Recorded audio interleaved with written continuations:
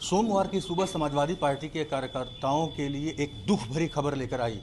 Samajwadi party के पुरोधा रहे मुलायम सिंह यादव अब नहीं रहे। मेदांता से यह खबर आई। उसके बाद पूर्वी उत्तर प्रदेश के चंदौली में भी समाजवादी पार्टी के कार्यकर्ता इकट्ठा होने लगे। इस वक्त हम मौजूद हैं दीनदयाल नगर के समाजवादी पार्टी के कार्यालय में। यहाँ पर पूर्व सांसद रामकिशुन मौजूद हैं, विधायक जो समाजवादी पार्टी से गढ़ी यहाँ के हैं प्रभु नारायण जी हैं, और तमाम समाजवादी पार्टी से जुड़े लोग कार्यकर्ता जो है, जैसे ही इनके पास एक खबर आई वो जुटना शुरू हो गए। नेताजी से एक अलग तरह का लगाव था इन लोगों के बीच में। कार्यकर्ताओं को जो है वो व्यक्तिगत रूप से जानते थे। नेताजी की एक खासियत रही कि वह सिर्फ अपने कार्यकर्ताओं को ही नहीं जानते थे, नाम से चेहरे से पहचानते थे, बल्कि हम जैसे नए जर्नलिस्टों को भी वो दूर से ही पहचान लेते थे। चंदौली, बनारस, गाजीपुर में उनका लगातार आना जाना लगा रहता था। दीनदयाल नगर में श्रद्धांजलि दी गई है, आप देख सकते हैं। हमारे साथ कुछ समाजवादी पार्टी के लोग हैं, पूर्व सांसद रामकिशुन जी हैं, प्रभु नारायण जी हैं। इनसे बात करते हैं किस तरह का संस्मरण रहा और किस तरह से ये लोग याद करते हैं। सांसद जी, आपसे तो काफ़ी अच्छा लगाव था, कई बार घर भी आए, पिताजी का इलाज करवाया। किस तरह से याद करते हैं नेताजी को? देखिए, नेताजी को एक पिता के समान याद कर रहा हूँ, अभिभावक के समान लगा। हम सब की पूंजी, राजनीतिक पूंजी नेताजी थे, और आज उस पूंजी क्षति हुई है तो राजनीति में एक गैप आया है। अब हम सबको ईश्वर शक्ति दे कि हम लोग उस गैप को, उस क्षति को मेहनत कर, परिश्रम करके उनके विचारधारा को आगे बढ़ाएं।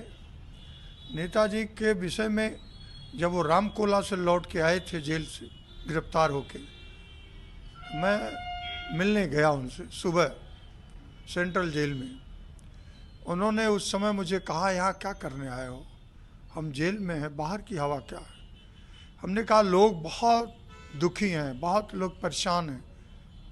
और फिर जो सेंट्रल जेल के आगे भीड़ लगी, लगातार 10 दिन, कई नौजवान उस समय उनके लिए आत्मदाह तक करने का प्रयास किया, और पूरा पूर्वांचल नहीं, पूरा प्रदेश बनारस में आया, और अंत में सरकार को झुकना पड़ा।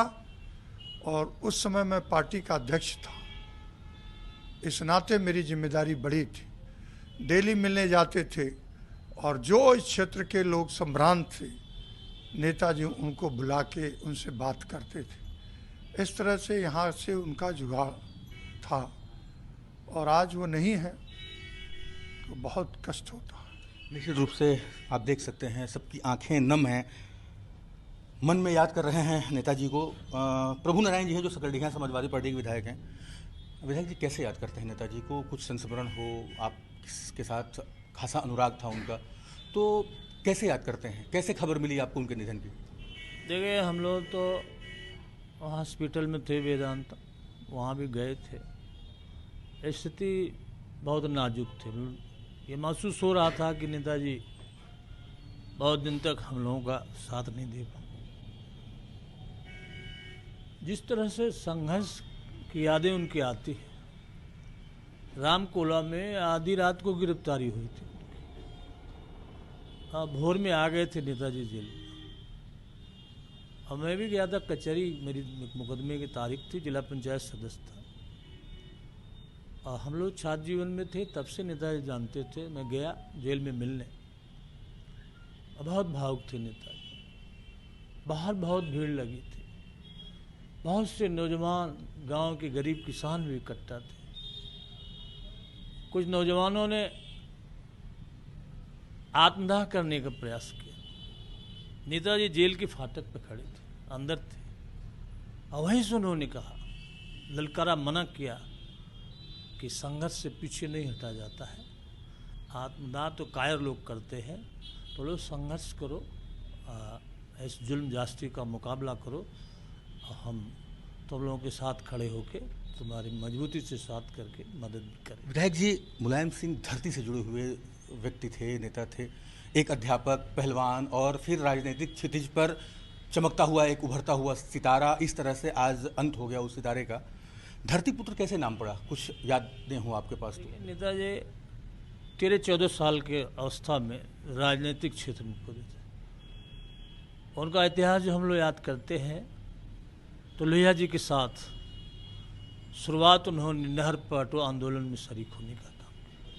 एक आप बताते थे नेताजी कि मैं राजनीतिक क्षेत्र में था, लोगों के बीच जाता था। एक बार वो दलित के घर खाना खा लिए थे तो लोगों ने उनको जात से भी अलग करने का काम किया था।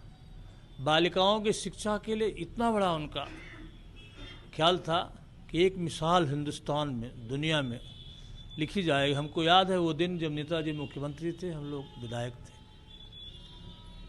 नेताजी जब देश में पहली बार कन्या विद्याधन दिया तो देश के दूसरे प्रांतों से लोग आए थे कि बताइए नेताजी आपको किसने राय दिया था कि ये बालिकाओं के लिए आप कन्या विद्याधन देने का काम करें। उन्होंने कहा कोई हमको राय नहीं दिया था, क्योंकि शुरू से हमने महिलाओं के लिए, लोहिया जी कहा करते थे, इस देश की आज़ादी में अभी आधी आबादी आज़ादी से अछूती है।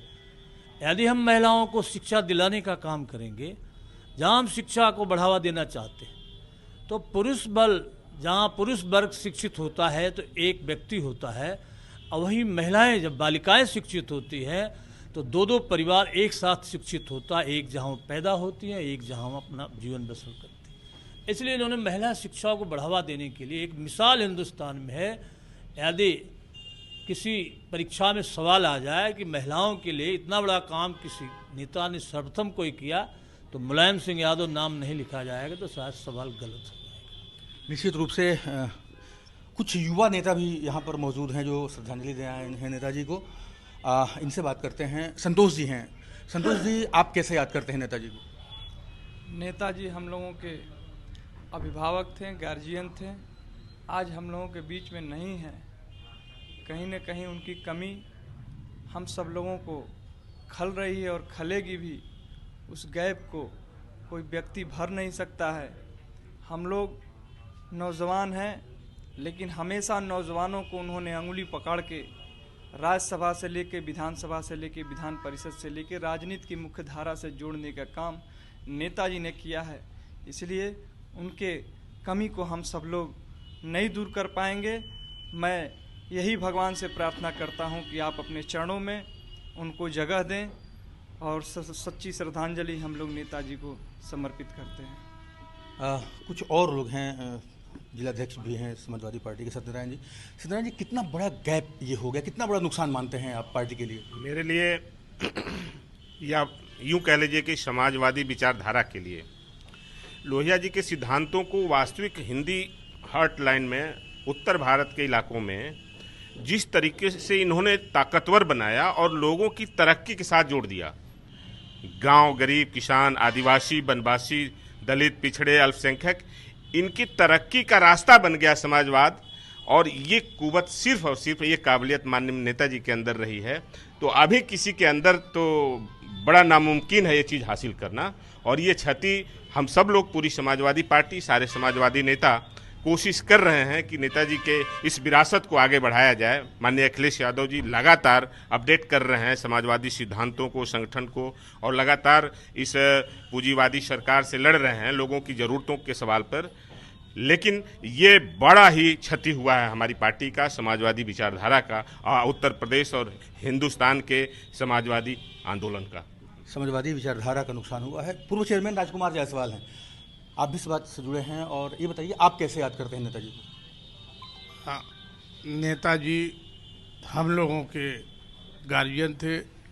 नेताजी को आज चले जाने से हम लोग असहाय हो गए हैं। नेताजी छोटे छोटे कार्यकर्ताओं के भी दुख में सम्मिलित हो जाया करते थे। चाहे हम उनके कार्यकर्ता आंदोलन में कहीं फंसते थे तो नेताजी सीधे उनका हाल चाल लेते थे। अगर उस तरीके का हो तो नेताजी वहाँ पहुँचने का भी काम करते थे।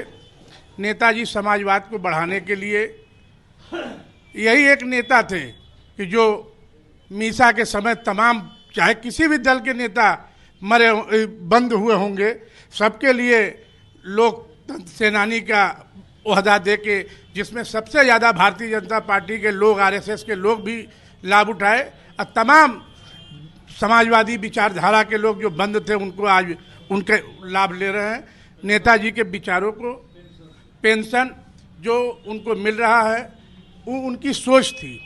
बालिकाओं को शिक्षा के लिए, हिंदी को आगे बढ़ाने के लिए नेताजी जब रक्षा मंत्री थे तब उन्होंने हिंदी अनिवार्य किया था। इसलिए आज नेताजी को हम लोग सच्ची श्रद्धांजलि देते हुए उनके विचारों को हम लोग जन जन तक पहुंचाने का काम करेंगे। इसी बात तो देखा जा सकता है कि यहाँ पर चंदौली के समाजवादी पार्टी के कार्यकर्ता जो हैं वो काफ़ी मर्माहत हैं।